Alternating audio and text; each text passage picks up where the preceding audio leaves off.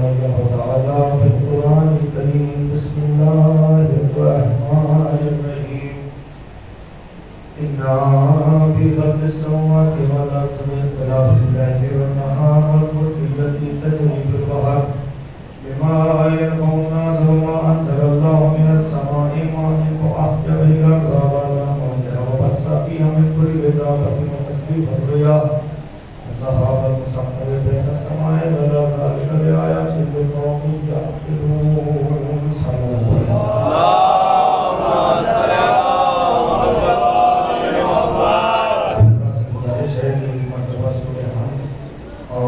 تین مرتبہ سورہ اخلاص کی تلاوت فرما کر ممتاز حسین ابن مطلوب حسین کی روح کے ساتھ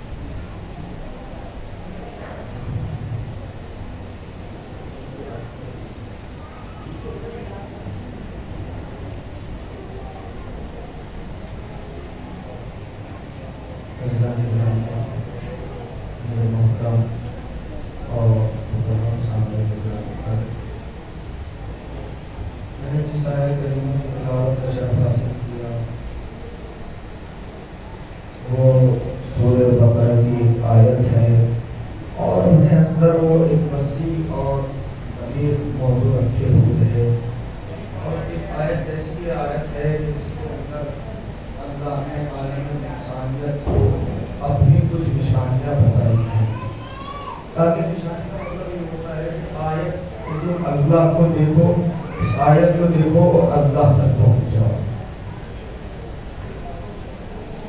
یہ قرآن وہ کتاب ہے کہ جس میں انسان کو ذرہ برابر بھی شک کرنے کی گنجائش ہی نہیں ہے. اگر آپ میرے ساتھ رہیں گے پہلی بات یہ تو میں دیکھنا چاہتا ہوں کہ آپ کتنا سننا چاہتے ہیں اور میں کتنا سنانا چاہتا ہوں. اس لیے کہ ایسا نہیں ہے کہ میں چیز کروں میں سمجھاؤں اور آپ کی سمجھ میں بات نہیں. جیسے میں سمجھوں گا کہ آپ تھک چکے ہیں تو میں بھی سمجھوں گا.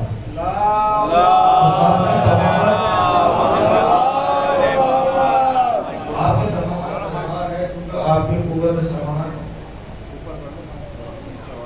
میری طرف پہلے تو میں انشاءاللہ تعالیٰ کچھ مواد ہے قرآن کریم کی آیت کی روشنی میں آپ کی نظر کو. سب سے پہلے یہ دیکھنا ہے کہ قرآن ہے کیا. پہلے تو ہمیں قرآن کو سمجھنا ہے کہ قرآن ہے کیا.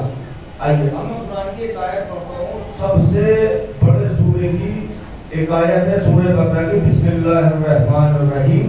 الف لام میم ذالک الکتاب لا ریب فیہ.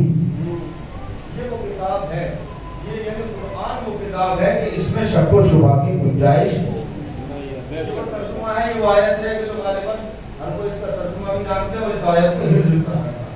اب میں دوسری آیت پڑھتا ہوں. اس کا مطلب یہ ہوا کہ قرآن میں شک نہیں کیا جا سکتا. اگر کوئی انسان شک کرتا ہے تو اس کا مطلب یہ ہے کہ قرآن میں شک نہیں ہے بلکہ اس کی فکر میں شک ہے. قرآن رہے گا کہ اگر بات ہے کہ تمہاری سمجھ میں آ ہی رہا ہے. یہ قرآن اگر سمجھ میں آئے گا تو اہل بیت کی سمجھ میں آئے گا. اب اسی قرآن میں اسی سورے میں دوسرے ارشاد ہوتا ہے بسم اللہ الرحمن الرحیم. وَإِن كُنتُمْ فِي رَيْبٍ مِّمَّا نَزَّلْنَا عَلَىٰ عَبْدِنَا فَأْتُوا بِسُورَةٍ مِّن مِّثْلِهِ وَادْعُوا شُهَدَاءَكُمْ إِن كُنتُمْ صَادِقِينَ. اس کا ترجمہ کیا ہوتا ہے؟ اس کا ترجمہ یہ ہوتا ہے کہ یہ قرآن جو ہم نے اپنے بندے پر نازل کیا ہے. بندہ کون ہے؟ محمد عربی صلی اللہ علیہ وآلہ وسلم. مبارک پر ہم نے قرآن نازل کیا ہے اور یہ پیغمبر اللہ کی طرف سے آئے ہیں اور یہ قرآن بھی اللہ کی طرف سے آیا ہے. اس کی بات میں وضاحت ہوگی. اس آیت کا ترجمہ سن لیں. وَإِن كُنتُمْ فِي رَيْبٍ مِّمَّا نَزَّلْنَا عَلَىٰ عَبْدِنَا فَأْتُوا بِسُورَةٍ مِّن مِّثْلِهِ. یہ جو قرآن ہے اس کو ہم نے اپنے بندے پر نازل کیا ہے اور تم یہ کہہ رہے ہو کہ یہ اللہ کی طرف سے نہیں ہے. تو اللہ نے ایک دعوت چیلنج کیا ہے عالم انسانیت کو. مسلمانوں میں نہیں بلکہ تمام عالم انسانیت جتنے بھی انسان ہیں ان کو اللہ نے یہ دعوت دی ہے کہ تم یہ سمجھتے ہو کہ یہ قرآن کہیں اور سے آیا ہے، تو اللہ کہتا ہے میں ان کنتو فی ریب مما نزلنا علی عبدنا فاتوا بسورۃ من مثلہ۔ تم یہ سمجھ رہے ہو کہ اللہ کی طرف سے نہیں ہے تو تم ایک قرآن کے اس کے جیسے سورے کا جواب لے کر آ جاؤ۔ نہیں، اس کا مطلب یہ ہوا کہ اللہ نے یہ اعلان جو کیا ہے دعوی عمومیت، یہ کب نازل ہوئی کیا ہے؟ جب پیغمبر اسلام باحیات تھے، لیکن یہ قرآن کا دعویٰ قیامت تک رہے گا۔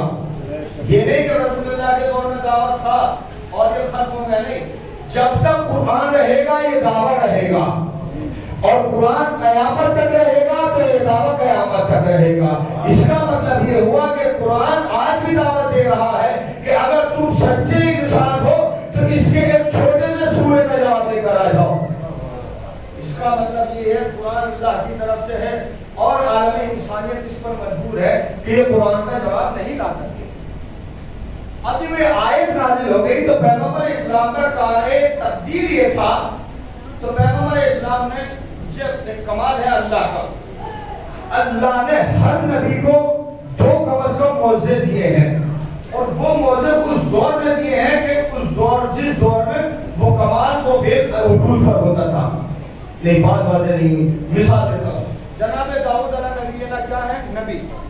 اللہ نے ان کو وہ معجزہ عطا کیا تھا کہ جب جناب داؤد کے دور میں لوہا سازی کا کام بہت عروج پر تھا،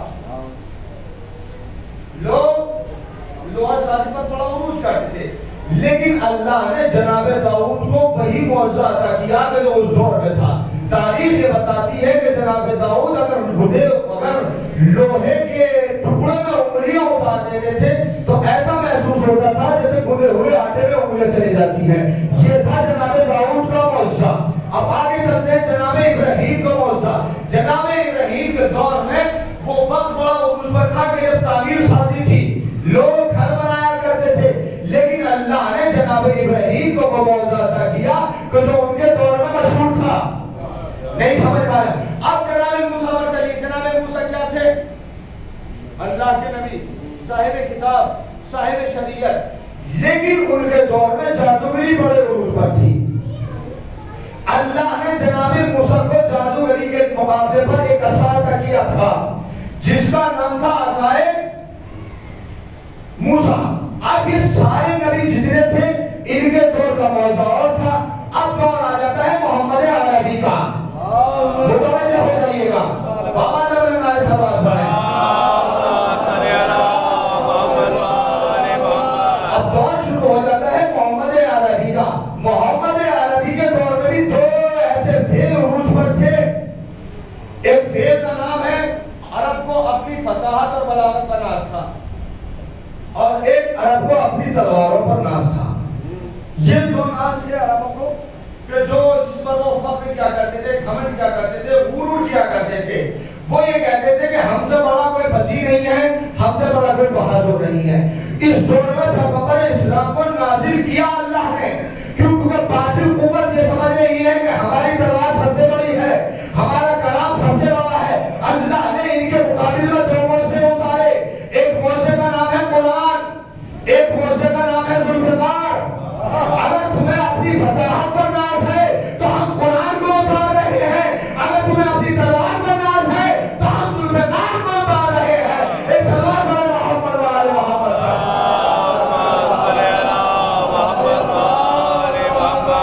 مطلب یہ ہوا کہ رسول اللہ کے دور میں فصاحت اور بلاغت پر عروج تھا، کمال تھا، لیکن اللہ نے قرآن جیسی کتاب اس دنیا میں اتاری۔ اگر تمہیں اپنی فصاحت کا ناز ہے تو ہم ایک کلام اللہ اتار رہے ہیں۔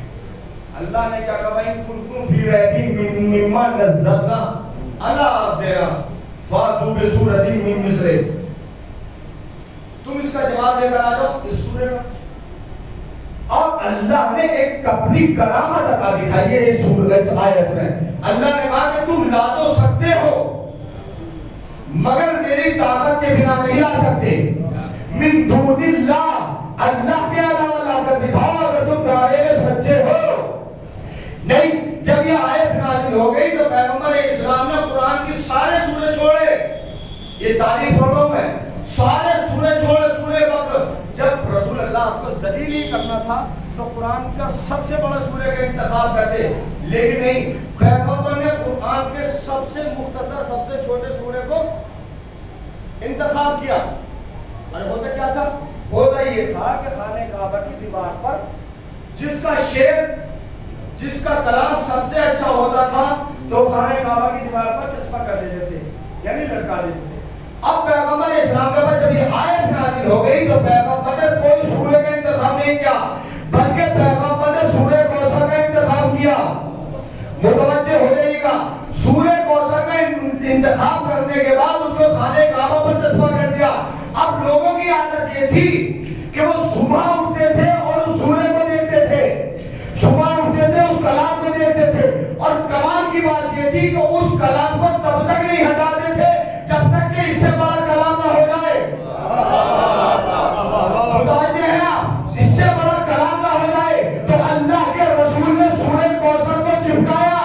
تاریخ بتاتی ہے کہ آج تک یہ دعوے عمومیت ہے، لیکن سورہ کوثر کا جواب دنیا نہ لا پا رہی ہے۔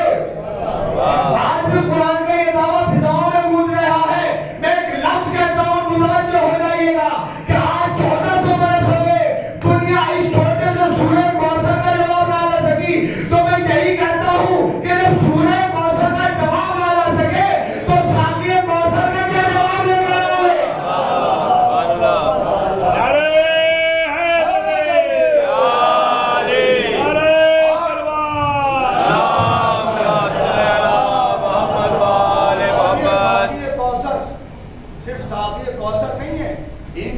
القابات اگر پڑھیں گے آپ تو زندگیاں تمام ہو جائیں گی۔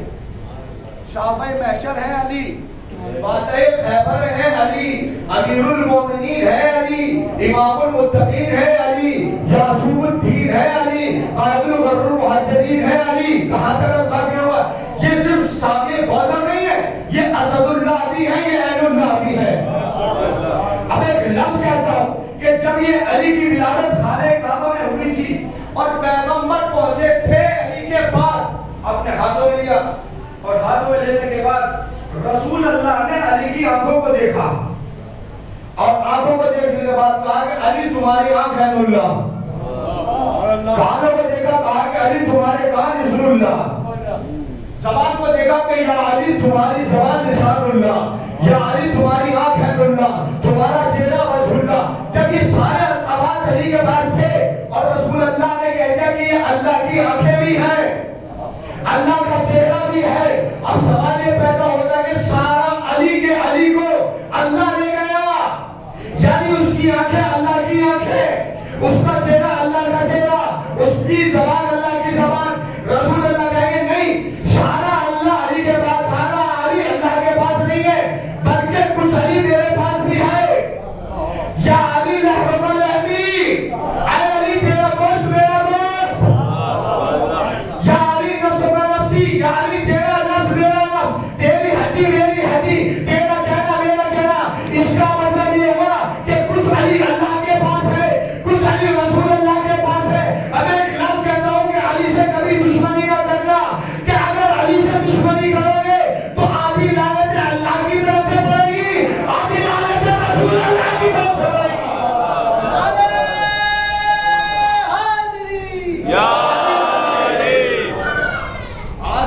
کچھ لعنتیں اللہ کرے گا اور کچھ لعنتیں رسول اللہ کریں گے۔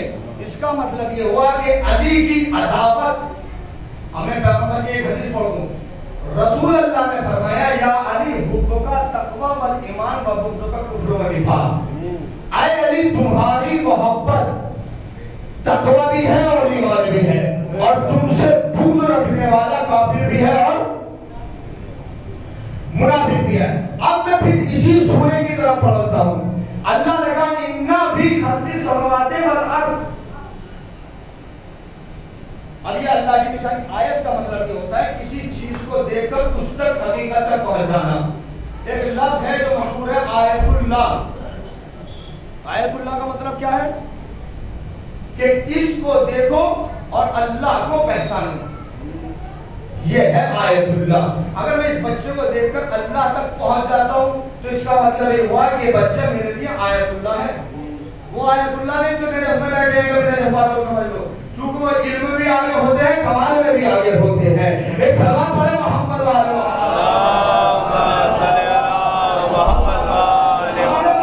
حوالے سے بات کرتا ہوں. اللہ نے کہا اِنَّا فِي خَلْقِ السَّمَاوَاتِ وَالْأَرْضِ وَاخْتِلَافِ اللَّيْلِ وَالنَّهَارِ. اِنَّا فِي خَلْقِ السَّمَاوَاتِ، یہ زمین اور آسمان کی خلقت جو تم دیکھ رہے ہو، اس میں اللہ کی نشانیاں ہیں. آیت کا پہلی خبر کا ترجمہ ہے یہ کہ جو تم زمین اور آسمان کی خلقت میں دیکھ رہے ہو، اس میں ہماری نشانیاں ہیں. اب پھر آگے بات چلتی ہے اِنَّا فِي خَلْقِ السَّمَاوَاتِ وَالْأَرْضِ وَاخْتِلَافِ اللَّيْلِ وَالنَّهَارِ، بلکہ زمین اور آسمان کے درمیان نہیں بلکہ یہ دن اور رات کا جو آنا جانا ہے، اختلاف اللیل والنہار، یہ دن کا آنا اور رات کا جانا، اس میں بھی ہماری میرے ساتھ بولے گا، اس میں بھی ہماری نشانیاں ہیں. اب اس کا آگے بات اللہ کہتا ہے اختلاف اللیل والنہار والفلک التی تجری فی البحر. والفلک، فلک بولتے ہیں کشتی کو، والفلک التی تجری فی البحر. اور یہ کشتیاں آپ نے دیکھی ہوں گے سمندروں کے سینے کو چیر کر چلتی ہیں، اس میں بھی ہماری نشانی ہے. اللہ کی نشانی بتا چکا. اب ایک اور نشانی والفلک التی تجری فی البحر بما ينفع الناس، اس میں لوگوں کا فائدہ ہے، اس میں بھی ہماری نشانی ہے. بما ينفع الناس وما انزل الله من السماء ماء، اور ہم نے جو آسمان سے پانی اتارا ہے اور یہ جب مردہ زمین پر پڑتا ہے تو اس کو زندہ کر دیتا ہے، اس میں بھی ہماری نشانیاں ہیں. کتنی نشانی ہوگی؟ وبعد وقت اللہ باسی، پھر اللہ نے کہا بتصریف الریاح، اور یہ ہوائیں چلتی ہیں مشرق سے مغرب، مغرب سے مشرق، شمال سے جنوب، جنوب سے شمال، اس میں بھی ہماری نشانیاں ہیں. اب پھر اللہ نے کہا کہ بین السماء والارض، اور یہ زمین اور آسمان کے بیچ میں جو تم کنٹرول اختیار ہو بادل کو دیکھتے ہو، اس میں بھی ہماری نشانیاں ہیں. میرے معبود کس کے لیے نشانیاں ہیں؟ اللہ نے اسی آیت میں کہا ذالک لآیات لقوم یعقلون، یہ ہماری ساری کی ساری نشانیاں عقل مندوں کے لیے ہے، پاگلوں کے لیے نہیں ہے. اس کا مطلب یہ ہوا کہ قرآن نے یہ بات واضح تو کر دی کہ نشانیاں کس کے لیے ہیں؟ عقل مندوں کے لیے. اب رسول اللہ کا جو جانشین ہے اس کا نام ہے علی، اور اس علی نے کہا کہ میں اللہ کی سب سے بڑی نشانی ہوں. اس کا مطلب یہ ہوا کہ آیتوں کو دیکھو، اللہ تک پہنچو. اب یہ بات ہو گئی کہ ان کو دیکھو اللہ تک، پہاڑوں کو دیکھو اللہ کو پہچانو، یہ ٹمٹماتے ہوئے ستاروں کو دیکھو اللہ کو پہچانو، یہ سورج کا اٹھنا اور سورج کے ڈوبنے کو دیکھ کر اللہ کو پہچانو، یہ کشتیاں جو سمندر میں چلتی ہیں ان کو دیکھو اللہ کو پہچانو، یہ پہاڑ جو میزوں کی طرح جمے ہوئے ہیں ان کو دیکھو اللہ کو پہچانو. ملزم نے کہا کہ اللہ اکبر، میں پریشان ہو رہا تھا کہ قرآن کہہ رہا ہے کہ اللہ کو پہچانو، آخر اللہ کو کیسے پہچانوں؟ میں صاحب کے پاس گیا، میں نے کہا مجھے اللہ کو سمجھنا ہے، قرآن یہ کہہ رہا ہے کہ اللہ کو سمجھو، اگر آپ کے پاس کوئی طاقت ہے، کوئی ذریعہ ہے تو مجھے اللہ کو سمجھاؤ. انہوں نے کہا ٹھیک ہے، تم 6 بجے میرے پاس آ جانا، میں گھنٹی جب بجاؤں تو سمجھ جانا کہ اللہ ہے. متوجہ نہیں ہے آپ شاید. میں کسی کے پاس گیا کہ میں اللہ کو سمجھنا چاہتا ہوں، انہوں نے کہا کہ تم 6 بجے فلاں جگہ آ جانا منزل میں، جب گھنٹہ بجاؤ اور اس کو دیکھ کر تم اللہ کو پہچان لینا. وہ مجھے دکھا رہے ہیں خدا کہاں، میں سمجھ رہا ہوں خدا ہے کہاں. اب میں وہاں سے مایوس ہو کر آ رہا تھا کہ مجھے ایک حضرت ملے، ان سے سلام دعا ہوئی، کہا میں نے کہا مجھے اللہ کی معرفت چاہیے. اللہ کی معرفت چاہتے ہو؟ میں نے کہا جی. کہ صبح کو 5 بجے مسجد میں آ جانا. جب میں یہ کہوں کہ اللہ اکبر تو تم سمجھ جانا کہ اللہ کیا ہے. نہیں الصلاۃ خیر من النوم کہوں تو سمجھ جانا کہ اللہ ہے. اس کا مطلب یہ ہوا کہ میں وہاں سے مایوس ہو کر آیا، میں یہاں سے مایوس ہو کر گیا. اب میں تیسرے مذہب کے پاس پہنچا کہ مجھے اللہ کو سمجھائیے. انہوں نے کہا اللہ کو سمجھنا چاہتے ہو؟ میں نے کہا جی اللہ کو سمجھنا چاہتا ہوں. چونکہ اگر اللہ کی معرفت نہیں ہے تو ہماری عبادتیں نہیں ہوتی ہیں. ہم سجدے میں سر تو رکھ سکتے ہیں لیکن اس کی عبادت کا حق ادا نہیں کر سکتے. آپ نے گردن ہلاتی ہیں.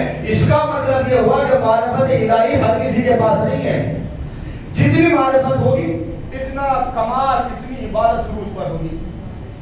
ہم وہاں سے مایوس ہو کر آئے رہے تھے تو راستے میں ایک صاحب ملے کہ کس وجہ سے پریشان ہوں گے؟ جی ہمیں اللہ کو سمجھنا ہے، اور اللہ ہے کہ جو سمجھ میں نہیں آتا. کہ کہاں گئے تھے کہ بلا بلا چلے گئے تھے، کسی نے گھنٹہ بجایا، کہا کہ اس طریقے سے اللہ کو پہچانو. ایک نے کہا کہ جب میں اللہ اکبر کہوں جب مؤذن اذان دیتا ہو اور تم اس کی اذان کو سننے کے بعد جب وہ اللہ اکبر کہے تو سمجھ جاؤ کہ اللہ ہے. میں نے کہا تمہارے پاس کوئی طریقہ ہے؟ کہا میرے پاس بھی ایک طریقہ ہے. وہ طریقہ کیا ہے کہ تم وہاں جاؤ بڑے حضرت کے مزار پر، چونکہ وہاں پر بھیڑ بھی آتی ہے، وہاں چندے بھی آتے ہیں، وہاں جا کے تم اللہ کو سمجھ لو گے. میں وہاں پہنچا تو مایوس ہو کر میں واپس آ گیا کہ ان کے بھی بس کی بات نہیں ہے کہ اللہ کو سمجھا دے. ہر آدمی کا الگ الگ طریقہ تھا کہ ایک طریقے سے اللہ کو سمجھو، 5 بجے اللہ کو سمجھو، 6 بجے اللہ کو سمجھو. میں ایک شیعہ کے دین کے پاس گیا کہ قبلہ آپ اگر ممکن ہے تو آپ اللہ کو سمجھا دے. کہا تم اللہ کو سمجھنا چاہتے ہو؟ میں تمہیں اللہ کو تو نہیں سمجھا سکتا، مگر یہ ہے کہ جہاں سے اللہ سمجھ میں آ جائے وہاں تک میں تمہیں پہنچا سکتا ہوں. کہا کہ میں تمہیں اللہ کو نہیں سمجھا سکتا. اب تم جاؤ در علی پر، وہاں سے تمہاری سمجھ میں آ سکتا ہے. میں مولا علی کے در پر گیا کہ میرے مولا، میرے آقا، میرے سلطان، میں پریشان حال ہوں، معرفت الہی کا محتاج ہوں، اللہ سمجھ میں نہیں آ رہا ہے، آخر کروں تو کیا کروں؟ اللہ قرآن میں کہہ رہا ہے کہ مجھے پہچانو، اور میں گلیوں میں بھٹک رہا ہوں، کبھی کسی کے پاس جاتا ہوں تو کبھی کسی کے پاس جاتا ہوں. کوئی کہتا ہے اسے دیکھو تو اللہ کو پہچانو، کوئی کہتا ہے گھنٹے کو جب بجاؤ تو دیکھو اللہ کو پہچانو. میرے مولا نے کہا کہ تم غلط راستے پر چلے گئے، تمہیں اللہ کو وہاں پر نہیں سمجھنا تھا جہاں تم چلے گئے. میرے مولا تو پھر کیسے سمجھوں؟ میرے مولا نے کہا کہ اگر اللہ کو سمجھنا چاہتے ہو تو در در کی ٹھوکریں مت کھانا.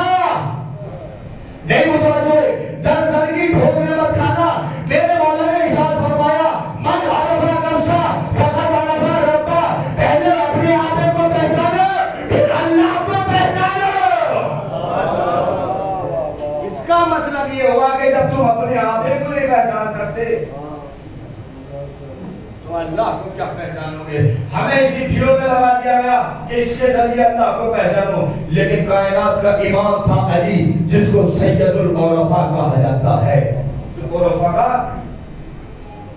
سردار ہوتا ہے. اب اسی آیت میں کیا کہا اللہ نے؟ وَأَنزَلْنَا مِنَ السَّمَاءِ مَاءً فَأَحْيَا بِهِ الْأَرْضَ بَعْدَ مَوْتِهَا. ہم جو آسمان سے پانی برساتے ہیں، پانی جو برس رہا ہے، یہ پانی جو برساتے ہیں ہم، اس سے مردہ زمین کو زندہ کر دیتے ہیں. نہیں سمجھ میں آیا؟ مردہ زمین کو زندہ کر دیتے ہیں. میرے مالک ابھی تک تو ہم یہی سوچ رہے تھے کہ انسان زندہ ہوتا ہے یا انسان مردہ ہوتا ہے، یہ جانور مردہ ہوتا ہے، یہ جانور زندہ ہوتا ہے، یہ زمین کب سے مردہ زندہ ہونے لگی؟ تو قرآن میں کہہ رہا ہے انزلنا من السماء ماء فاحیا به الارض بعد موتها.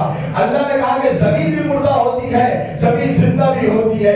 میں نے کہا زمین کس کو کہا جاتا ہے؟ اللہ نے کہا کہ سورہ یاسین پڑھو واخرجنا منها حبا فمنه یاکلون. ہم زندہ زمین اس کو کہتے ہیں کہ جس کے ذریعے سے گیہوں کو نکالا جاتا ہے اور لوگ اس کو کھاتے ہیں. آپ کی خاموشی بتا رہی ہے کہ قرآن کی آیتیں سروں پر سے اتر رہی ہیں. مجھے اس کی فکر نہیں ہے کہ آپ کی سروں سے یہ آیتیں گزر جائیں، لیکن میں اتنا ضرور کہوں گا کہ یہ قرآن ہے، قرآن کو قرآن کی طریقے سے سمجھیے گا. وَأَخْرَجْنَا مِنْهَا حَبًّا فَمِنْهُ يَأْكُلُونَ. یہ جو آسمان سے یہ زمین جو ہے، مردہ زمین کو ہم زندہ کرتے ہیں. زندہ کسے کہا جاتا ہے؟ زندہ اسے کہا جاتا ہے، زندہ زمین اسے کہا جاتا ہے کہ جو اپنے مالک کو کھانے کو دے. یہ تو زندہ ہوگی. مردہ اسے کہا جاتا ہے کہ جو اپنے مالک کو کھانے کو نہ دے. اس کا مطلب یہ ہوا ایک لفظ ہے زندگی، ایک لفظ کا نام ہے موت. زندہ کسے کہا جاتا ہے اور مردہ کسے کہا جاتا ہے؟ زندہ اسے کہا جاتا ہے جس کا احساس زندہ ہو، مردہ اسے کہا جاتا ہے کہ جس کا ضمیر مردہ ہو. اس کا مطلب یہ ہوا کہ زندہ اسے بھی کہا جاتا ہے جو اپنے مالک کی آواز پر لبیک بول دے. زمین اگر کھانے کو دے تو اس کا مطلب کہ زمین زندہ ہے. زمین کا زندہ ہونے کا مطلب یہ ہوا کہ وہ اپنے مالک کو کھانے کو دیتی ہے، پینے کو دیتی ہے. اب ایک لفظ کہتا ہوں کہ زندہ کسے کہا جاتا ہے؟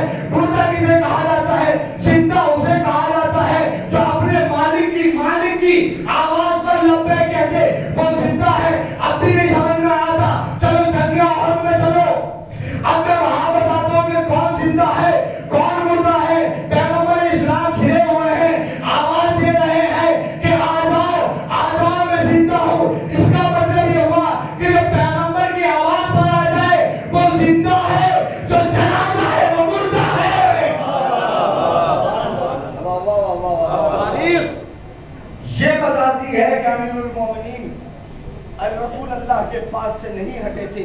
इसका मतलब ये हुआ कि अली की ज़ात गिरामी जिंदा है, जो पहाड़ों पर चले गए वो मुर्दा है। अब मैं इस आयत की वजाहत करूंगा। वबस्सा मिन्हा कुल्ले दाबती व तशरीफ रिया, हम मुर्दा जमीन को जिंदा करते हैं। जिंदगी उसे कहा जाता है जो किसी के काम आए। जिंदगी उसे कहते हैं जो किसी के काम आए। अब मैं पैगंबर इस्लाम की हदीस पढ़ रहा हूं। अली अलैहिस्सलाम कब पैदा हुए? जनाब आदम के बाद, जनाब इब्राहिम के बाद, इस्माइल के बाद, यूनुस के बाद, याकूब के बाद, यूसुफ के बाद। अब मैं पैगंबर की एक हदीस पढ़ रहा हूं।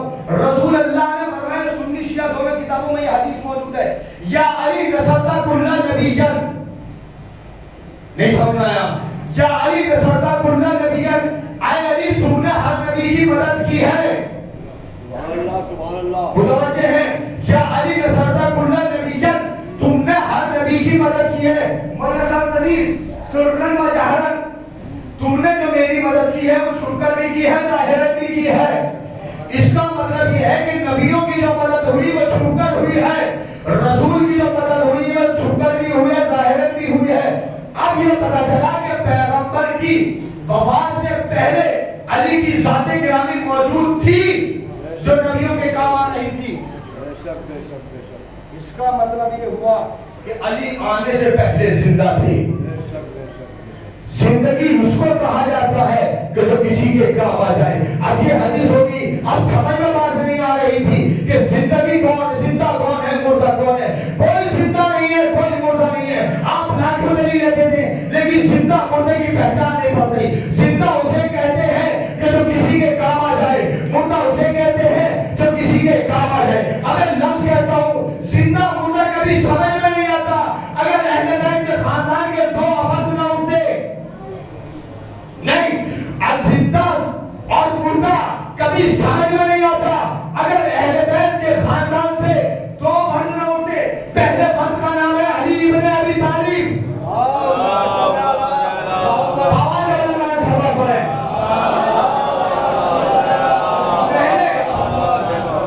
पहले फर्द का नाम है अली इब्न अबी तालिब, दूसरे फर्द का नाम है हुसैन इब्न अली।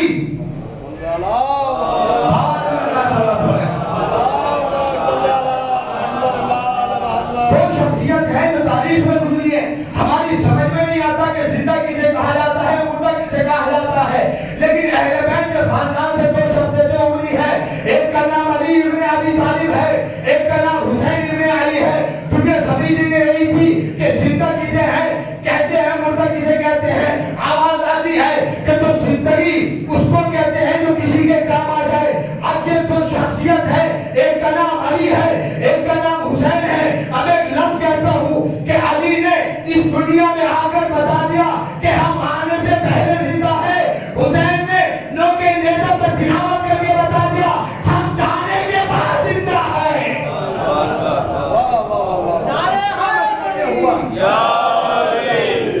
इसका मतलब ये हुआ कि हम जिंदा भी हैं, हम जिंदगी भी देते हैं। हम आने से पहले भी जिंदा हैं और हम जाने के बाद भी जिंदा है। अभी इस आयत की तरफ फिर पलटिएगा।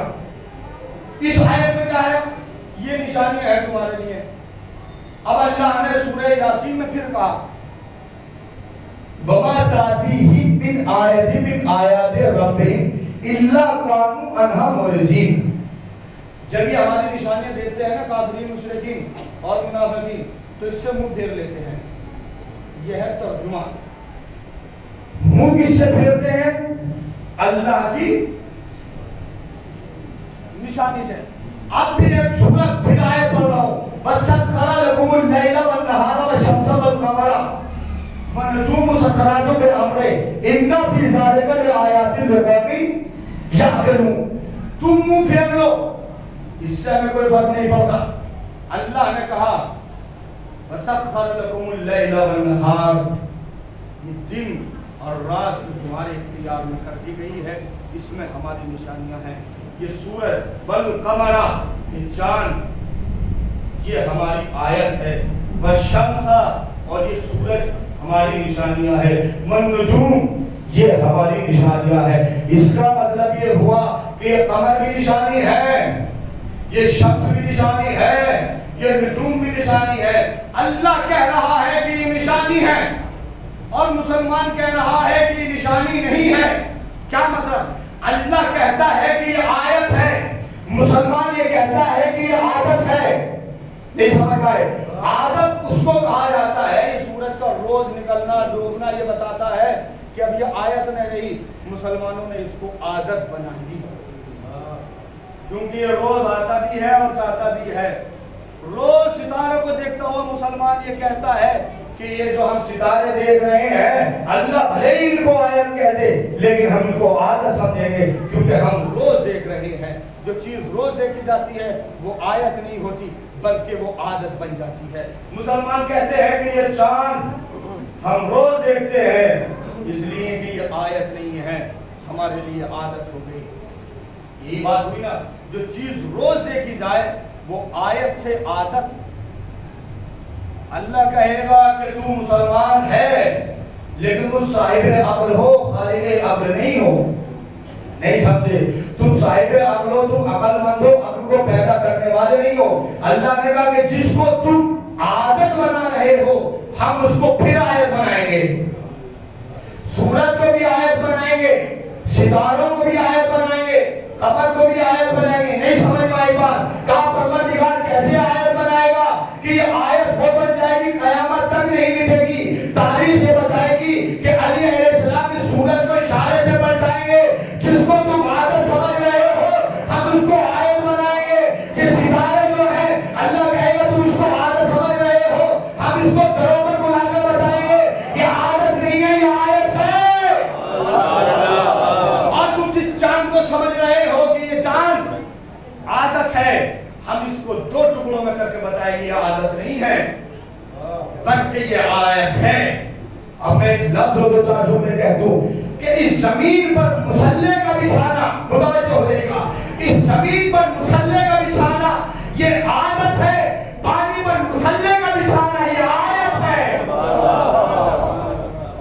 شادی شدہ عورت سے بچے کا پیدا ہونا یہ عادت ہے, کنواری مریم سے بچے کا پیدا ہونا یہ آیت ہے.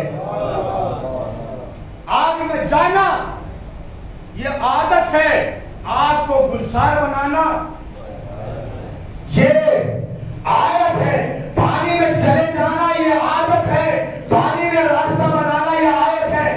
آخری جملہ سن لیجئے گا, یہ سب آیت ہے یہ عادت ہے. ایک لفظ کہتا ہوں کہ گھروں میں دروازے سے داخل ہونا یہ عادت ہے, خانے کعبہ کا پھٹنا یہ آیت ہے.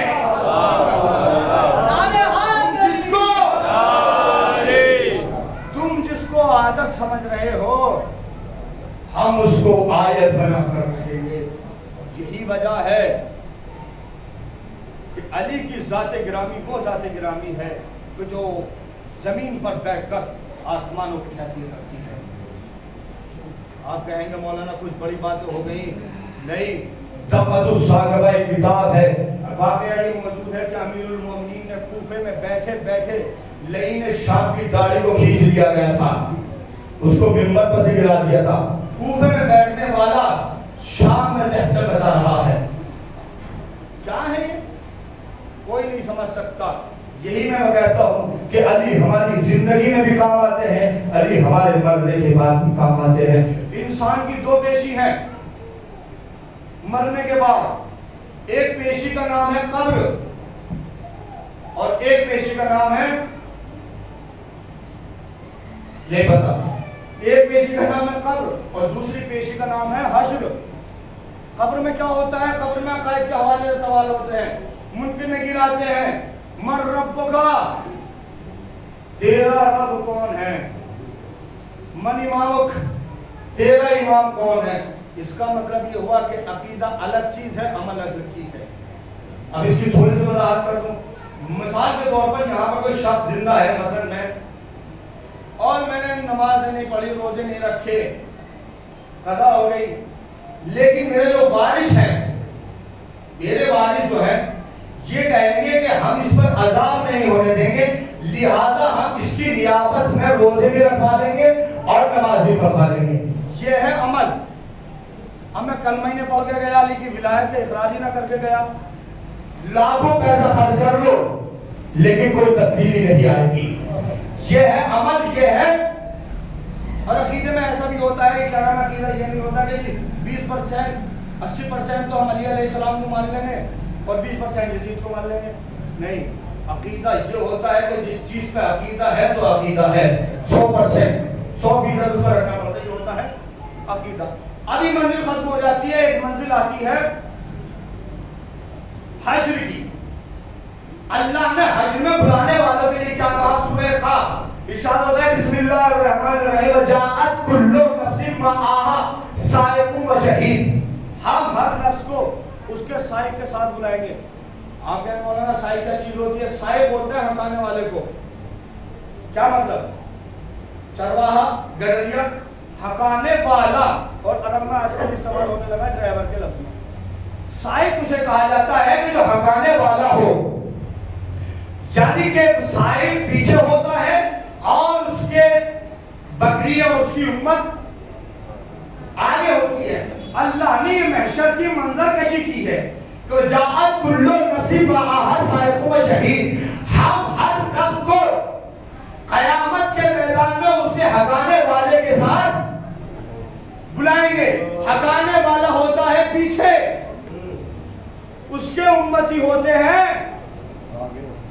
آگے. کیوں؟ اس لیے کہ بکری کوئی امتی ادھر ادھر نہ چلا جائے، اس لیے وہ پیچھے سے ڈنڈا کنٹرول کر کے ان کے لائن میں لگا تھے. اسے کہا جاتا ہے سائق، ہکانے والا. اب میں ایک حدیث پڑھ رہا ہوں امیر رسول اللہ کی. سائق تو آپ سمجھ گئے، سائق اسے کہا جاتا ہے کہ جو پیچھے ہو، جس کی امت آگے ہو. رسول اللہ نے فرمایا یا علی انت قائد الغر المہاجرین، اے علی تو مہاجرین اپنے چاہنے والوں میں قائد ہو. قائد آگے ہوتا ہے، اس کے چاہنے والے پیچھے ہوتے ہیں. اس کا مطلب یہ ہوا کہ نبی کی امت اور ہے، علی کے شیعہ اور ہیں. ہکانے والے پیچھے ہیں. یا علی انت قائد الغر المہاجرین، غر المہاجرین، اے علی تم اپنے چاہنے والوں کے قائد ہو. قائد اور سائق. سائق پیچھے، امت آگے. قائد آگے، امت اس کی پیچھے. میں کہوں گا پروردگار یا تو پھر علی کو بھی اس طریقے سے بلا کہ جس طریقے سے نبیوں کو بلا رہا ہے، یہ نبیوں کو بھی اس طریقے سے بلا کہ جس طریقے سے علی کو بلا رہا ہے. لیکن اللہ نے نظام بدل دیا.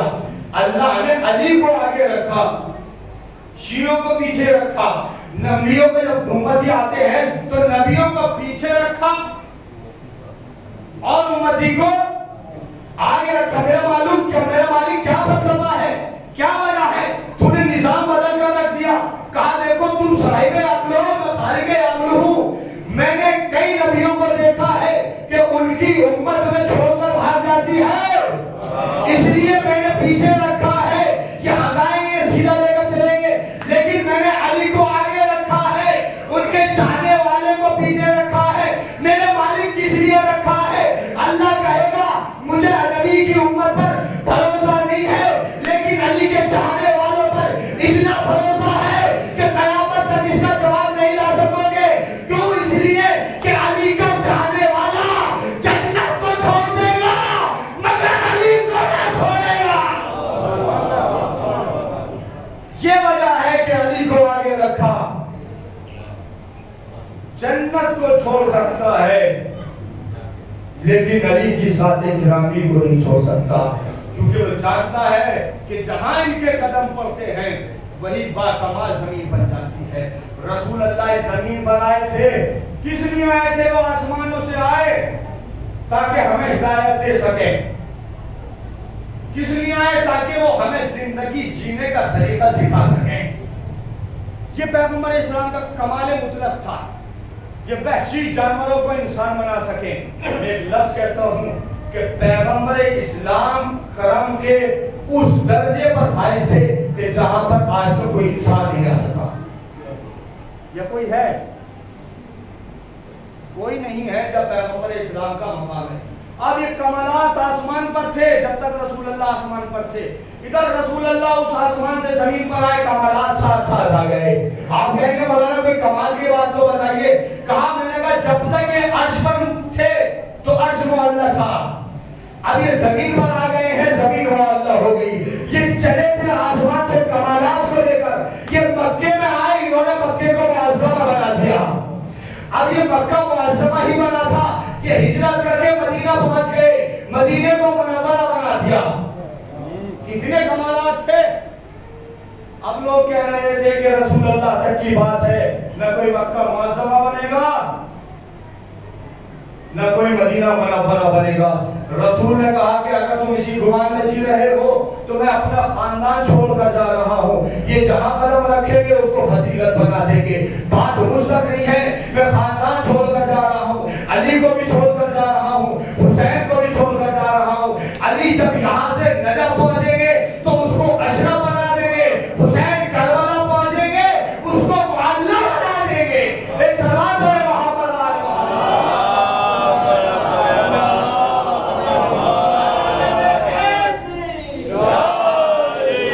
پہنچتے ہیں اس کو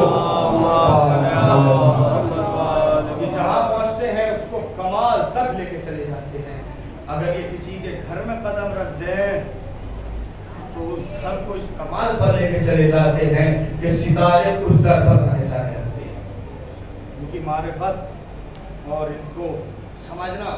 خود پیغمبر اسلام کا فرمان گرامی ہے کہ علی علیہ السلام کی جتنی فضیلتیں دی گئی تھی میں اتنی پوری بیان نہیں کر سکا. جو خود پیغمبر نے فرمایا, کیونکہ اگر یہ فضیلتیں ساری بیان ہو جاتی نہ جانے کتنے لوگ ایسے تھے کہ جو علی کو خدا مان بیٹھتے. پیغمبر نے اختصار سے کام لیا, علی کی فضیلتوں کو اتنا بیان کیا, لیکن پھر بھی لوگ ان کی فضیلتوں کو بیان کرنے سے قاصر ہیں. جب اتنی مختصر فضیلتوں کو یہ عالم ہے تو ساری جتنی فضیلتیں ہوں گی ان کا کیا عالم ہوگا. میں ایک لفظ کہتا ہوں کہ اگر ان کی فضیلتوں کو دیکھتے ہو تو ان کی مصیبتوں کو بھی دیکھو. جتنی ان کی فضیلتیں ہیں اس سے کہیں زیادہ ان کی مصیبتیں. کیا مصیبتیں ہیں؟ پیغمبر اسلام کی وفات کے بعد ایسا نہیں ہے کہ پیغمبر کی وفات ہو گئی اور ظلم وہیں پر ختم ہو گیا. نہیں, ظلم وہاں سے بڑھتا ہوا آگے چلا. یہ ظلم بڑھتا ہوا سیدہ زہرا کے دروازے پر چلا جاتا ہے اور بیوی کا پہلو شکستہ ہو جاتا ہے, بیوی کی تدفین ہو جاتی ہے. یہ ظلم سیدہ زہرا کے در پر نہیں رکا بلکہ امیر المومنین کی گردن میں رسی باندھ لی جاتی ہے, امام کو قید کر لیا جاتا ہے. جو خلافت پر بیٹھنے والے تھے علی کا حق ادا کر کر بیٹھ گئے, لیکن کتنی مصیبتیں تھی امیر المومنین پر. اور یہ ظلم آگے بڑھتا ہے تو امام حسن مجتبیٰ کا قتل کرا دیتا ہے. اور یہ حسن مجتبیٰ وہ امام تھے کہ جن کو جناب زینب نے سفید کفن پہنایا تھا, لیکن تاریخ میں یہ بتاتی ہے کہ جب جنازے پر تیر برسائے تھے, جنازہ واپس جب پہنچا ہے تو زینب نے امام حسین سے کہا کہ بھیا حسین, ارے میں نے اپنے بھائی کو سفید کفن دیا تھا, یہ سرخ کیسے ہو گیا؟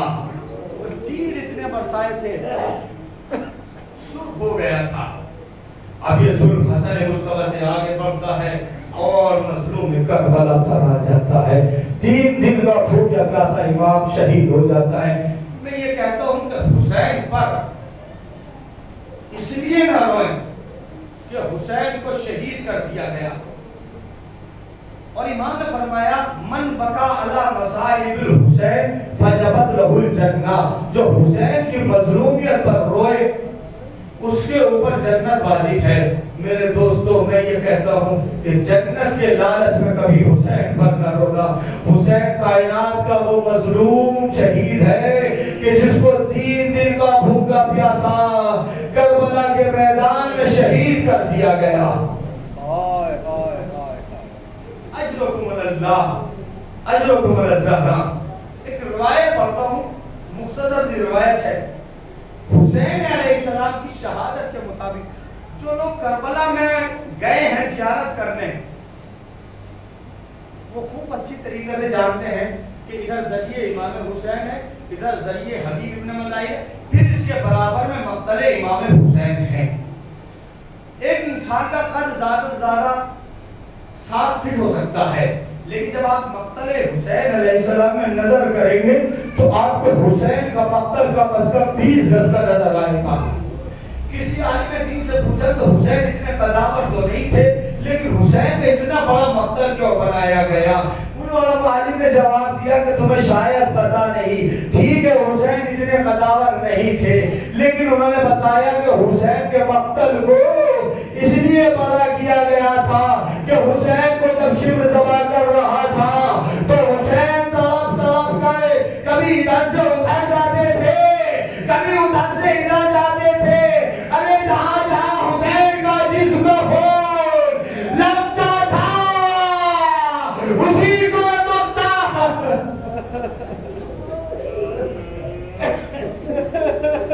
اجرکم اللہ، اسی کو مقتل بنا دیا گیا۔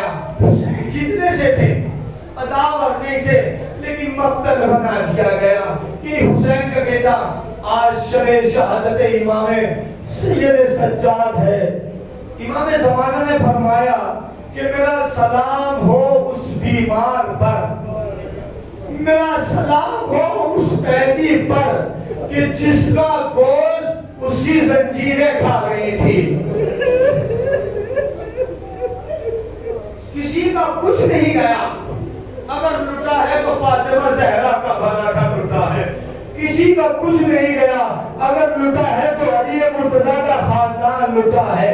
بچ گئی شریعت، بچ گئی تمہاری نمازیں، تمہارا حج بھی بچ گیا، لیکن اگر نہیں بچا تو زہرا کی بیٹیوں کا پردہ نہیں بچا، اگر نہیں بچا تو عباس علمدار نہیں بچا، اگر نہیں بچا تو جوان علی اکبر۔ ایک علی اکبر کی روایت پڑھتا ہوں، کتنے خوبصورت تھے جوان جو حسین اپنے ساتھ لے کر آئے تھے۔ تاریخ یہ بتاتی ہے کہ جب یہ قافلہ چل رہا تھا، چلتے چلتے ایک منزل پر یہ قافلہ رک جاتا ہے۔ جب یہ ایک منزل پر رک جاتا ہے تو ایک غیر مسلم عورت ہے، وہ ان سروں کو دیکھتی ہے۔ یہ سر حسین ہے، سر عباس ہے، سر قاسم ہے، سر علی اصغر ہے، سر اون محمد ہے، سارے شہداء کے سروں کو یہ خاتون دیکھتی ہے اور ایک سر کو دیکھتی ہے۔ ان سروں کو دیکھتے دیکھتے ہوئے ایک سر پر اس کی نگاہ پڑتی ہے، اب اس کی نگاہیں اس سر پر جم جاتی ہیں، اب اس سے نگاہیں نہیں ہٹتی۔ یہ عورت ہے، عورت کا دل کتنا کمزور ہوتا ہے وہ عورت ہی جانتی ہے۔ اس بیوی کی نظریں اس سر سے نہیں ہٹتی، اب یہ قریب سر آتی ہے اور آنے کے بعد اس سر کو دیکھتی ہے۔ یہ چاند سا چہرہ، یہ کتنا خوبصورت چہرہ ہے، احساس سمجھیے گا۔ اس نے ظلموں کو ہٹایا اور دعا کی، دعا سمجھیے گا۔ اس نے اس چہرے کو دیکھا، وہ علی اکبر کا چہرہ تھا، کتنا خوبصورت تھا علی اکبر کا چہرہ۔ ارے اس نے دعا کی کہ پروردگار، ارے اس کے مرنے سے پہلے اس کی ماں مر گئی ہو۔ بس یہ آواز مادر علی اکبر نے سنی، سر کو پیٹا۔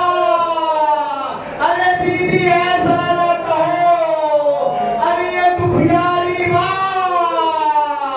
اس جوان کی ابھی زندہ ہے، ارے میں کیا کروں، میرا جوان بیٹا کربلا میں مارا گیا اور یہ دکھیا دیکھتی رہی۔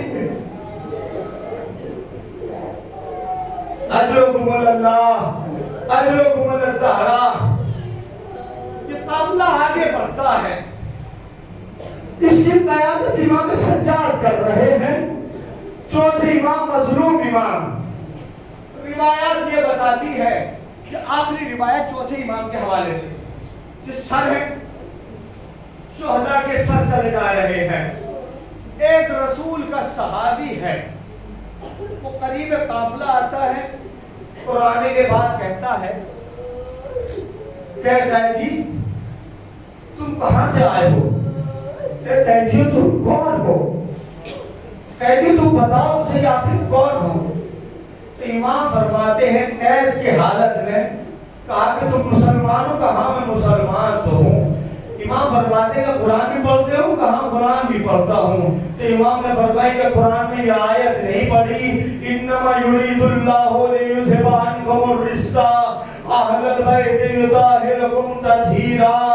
اس شخص نے کہا کہ اس آیت سے تمہارا کیا مطلب ہے؟ ارے آیت تو تب نازل ہوئی تھی جب بچے تیرے پاک چادر کے نیچے جمع ہو گئے تھے، یہ آیت تب نازل ہوئی تھی۔ امام نے پھر دوسری آیت پڑھی فَقُلْ تَعَالُوا نَدْعُ أَبْنَاءَنَا وَأَبْنَاءَكُمْ وَنِسَاءَنَا وَنِسَاءَكُمْ۔ یہ کہتا ہے کہ تمہارا ان آیاتوں سے کیا مطلب ہے؟ تم ایک معمولی قیدی ہو، تم یہ آیتیں کیوں پڑھ رہے ہو؟